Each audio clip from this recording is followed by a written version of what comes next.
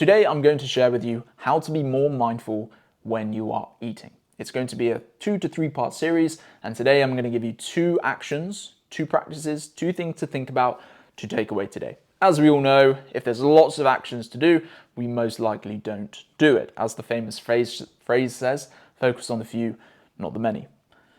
Before I give you those tips though, why do you actually want to be more mindful when you're eating? You're probably thinking, what does that even mean? Or how am I not being mindful? If you think of your digestion as one of the biggest consumers of your energy every single day, then that wraps your brain to, it should be an important part of me that I look after. And because it has such a big impact on our everyday, it can impact us quite a bit if we don't look after it. So we want to be able to look after it efficiently so our digestion, so our gut, so our overall health stays as balanced and as optimal as we can possibly make it. So the main big reason, there's loads of reasons of course, but you want to keep your digestion and your gut healthy. And to do that, practicing mindful eating is probably one of the best things that you can do for it. Here's a perfect example of how not being mindful when you eat will affect your digestion and your gut and your overall health. Think of when you're stressed, anxious, worried. There's super heavy things going on in your life right now. Or backtrack to a time when it was like that. Maybe you're good at the minute. But have you noticed that it completely messes up your digestion? It completely messes up your satiety, it completely messes up your hunger hormones. When you're anxious, the last thing you want to be doing, you want to be eating. That's the last thing on your mind. And what that does is it affects your permeability, it affects the digestion of your food, it affects your appetite, and thus we then fall down into maybe more anxiety, our gut hormones and our gut bacteria are dysregulated, and this can provide us with the dreaded mood and more anxiety and potential flare-ups of your skin, to name a few anyway. So having that stress really affects your gut and your digestion. But practicing mindful eating is a way to provide a sheet of armor for your digestion and your gut.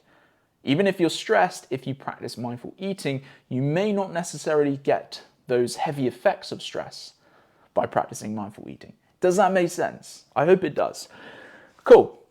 So let's move on to the first big thing that you can do to practice mindful eating. I should probably say what mindful eating is.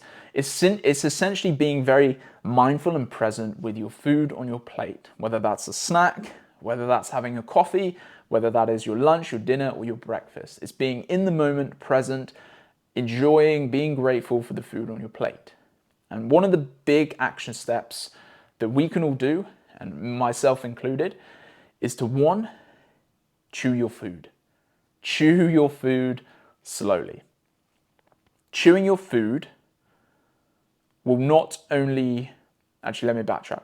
Chewing your food will help with your satiety levels, for 1. So more chews per bite of food, it actually activates the satiety centers in your brain, well, gut to brain, brain to gut, and says, oh, this person is eating slowly, they're enjoying their food, and thus the satiety signal should be switched on a bit quicker. So the more chews of food per bite, does that make sense, or per bite? Yeah, I think that made sense.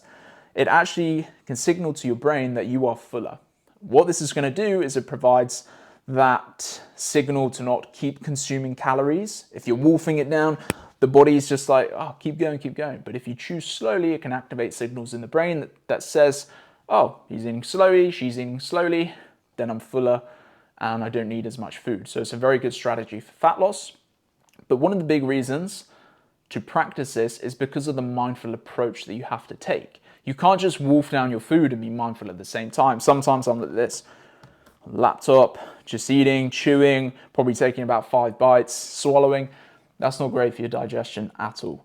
So when we focus on the chews, our bites, the chewing of our food, it becomes very mindful and it becomes a very present thinking approach to your food, which is going to help with your gut. It's going to help with the digestion of your food. It's going to help with the absorption of the nutrients in that food.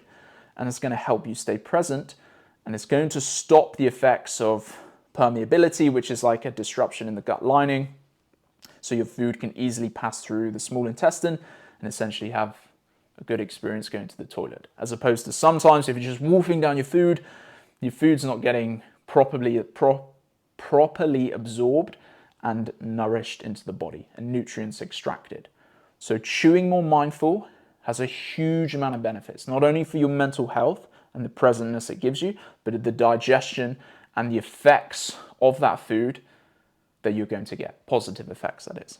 So chew your food. There's a really cool approach that native people and indigenous peoples that I found seems to be a common occurrence amongst indigenous peoples and tribes around the world, and that is their approach to chew food for about 32 times. Why? Because there's 32 teeth. So it's an interesting fact, but you know what? A lot of the thoughts and the beliefs and the way the indigenous peoples live from around the world can more often than not provide answers to what we need today. You know, simplicity of living, connection with loved ones, having some sort of movement and dance and singing in the day, telling stories where you're speaking to one another, venting out emotion by connecting with one another and talking it through, and for example. So that's just a cool little fact that I know, which can actually, you know, be very relative to what I'm speaking about today and relative to helping us out today as well. So if you want to do 32 bites, up to you. But all I'm saying is tip number one and action step number one is to chew nice and slowly. Cool. And then the last tip, last action that I want you to take away today is, what is it? That's it, is to eat without distraction. So if you think a lot of our day, it's distraction. We're doing work, we get distracted by our phone. We are watching TV, that's a distraction. We are speaking to people who are in the room, that's a distraction. And when it comes to our food, we're distracted. And we could be distracted by our phone. A lot of the time it's the TV. So it takes the value and the enjoyment from eating into something else. Whereas it should be a pure focus and a pure experience without distraction. And this isn't to say never watch TV or don't, go to a dinner party or anything like that. But to be more mindful is good to practice that, putting your phone in another room, turning off your work for 20 minutes, 30 minutes. Nothing's going to happen in between that time. That's what I have to keep reminding myself. Just put your damn phone away, put your laptop away for a minute or two. Enjoy the food. It could be turning the TV off. But eating with no distraction then brings you to the experience of actual eating. And then within that, there's so many different benefits. Obviously, the chewing of your food, you're enjoying the taste of your food. You can taste the different, Cadence, not cadences. I can't think of the word of all the tastes. But you essentially taste your food better. The salt, the sweetness of it, the nutrients in the food, etc., etc. And not only does it provide just those two benefits that I said, it helps with the gratitude and the appreciation of food. I don't know about you, but sometimes, most of the time, I forget that there's people in the world who are struggling to have the money to put food on their plate, struggling to find food at all, struggling to eat for days, potentially even weeks. And there's me wolfing it down, no care in the world, with no appreciation for food. And I think that's a good mindset to get into, because gratitude is pretty powerful, not only for you, but for other people as well. So mindful eating isn't just about the physical benefits, it's about the mental benefits. And one thing that eating with no distraction can give you back is the gratitude, is the appreciation, and the enjoyment of the food on your plate, as opposed to just like everything else is the priority. But when you're eating, it's actually it should be an experience, talking about to tribes and indigenous peoples, they create an experience around food. Food is really a hub of time together, enjoyment, and whatever experience that they create with it. But it's actually the opposite right now for people, myself included. The TV, the phone, the reading, the laptop is the priority and the food's just there. But if we switch it around, food becomes the priority again, then we enjoy our food better, we enjoy the taste, there's more gratitude, more appreciation, which is only going to play out in a myriad of ways, benefits that is. So they're the two I want to give you today. Part 2 will be incoming.